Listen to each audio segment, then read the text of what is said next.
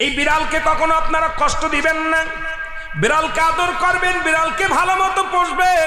বিড়াল যদি কোনো জাতির জন্য দোয়া করে, কোনো গৃহস্থর জন্য দোয়া করে, ওই সংসারের মধ্যে উন্নতি শুরু হয়ে যায়।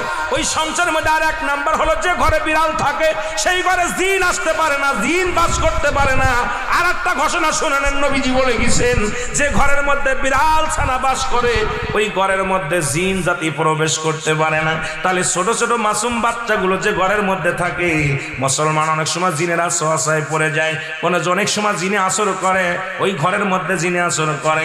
যে ঘরের মধ্যে বিড়ালকে আদর করে বিড়াল থাকে, ওই ঘরের মধ্যে বিলাই বিড়াল বিড়াল বিলাই বিলাই, এইটা যার ঘরের মধ্যে আছে এই ঘরের মধ্যে দুষ্ট জিনেরা আসতে পারে না। জোরে জোরে চিল্লায় বলা যাবে না মারহাবা। একবার নবী সুলাইমান আলাইহিস সালাম শুনতে পাইলেন, পাশের বাড়িতে একটা কুকুরকে কষ্ট দিয়ে বিষ